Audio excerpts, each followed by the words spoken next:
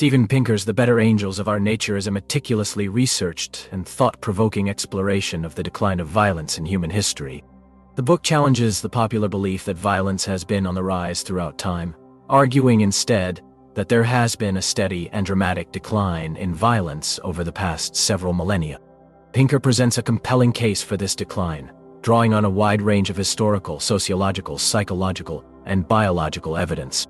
One of the key arguments in the book is that the human mind has evolved a suite of mental mechanisms, often referred to as inner demons, which can lead to violence and aggression. These include the instinct for revenge, the tendency to dehumanize others, the desire for dominance, and the willingness to engage in tribal conflict. However, Pinker also identifies a set of better angels, countervailing mental mechanisms that incline us towards cooperation, empathy, and peaceful conflict resolution. These better angels include the ability to empathize with others, the capacity for moral reasoning, the desire for social status and approval, and the tendency to form large, inclusive communities. Pinker traces the development of these better angels and inner demons through human history, beginning with the earliest hunter-gatherer societies. He argues that as human societies became more complex and interdependent, the better angels became increasingly important for survival.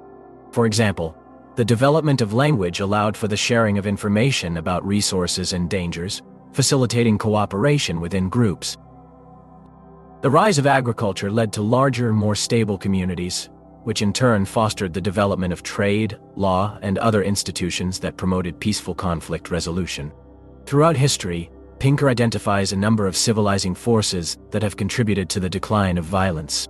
These include the growth of cities, which provided refuge from rural violence, the development of literacy and education, which promoted the spread of pacifying ideas, and the rise of secular institutions, such as science and the rule of law, which offered alternatives to the violent conflicts associated with religious and political ideologies.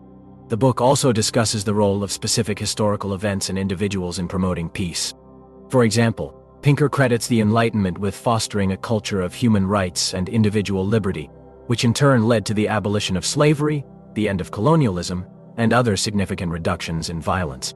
He also highlights the importance of leaders like Gandhi and Martin Luther King Jr., who used nonviolent resistance to achieve political goals. Pinker is not blind to the persistence of violence in human society, and he acknowledges that there have been periods of intense conflict, such as the World Wars and the Holocaust. However, he argues that these exceptions prove the rule, that violence is not the inevitable fate of humanity, but rather the exception to a long-term historical trend towards greater peacefulness. One of the book's most controversial arguments is that the media may be exaggerating the prevalence of violence in modern society. Pinker contends that while violence has declined dramatically over time, our perception of violence has not kept pace, due to factors such as increased media coverage and the human tendency to pay more attention to negative events. This distorted perception, he argues, can lead to a sense of hopelessness and despair about the state of the world, obscuring the significant progress that has been made in reducing violence. In conclusion, The Better Angels of Our Nature offers a powerful and persuasive challenge to conventional wisdom about the nature of human violence. By carefully examining the historical, sociological, psychological, and biological factors that have contributed to the decline of violence over time, Pinker provides a nuanced and hopeful perspective on the potential for peaceful coexistence among humans.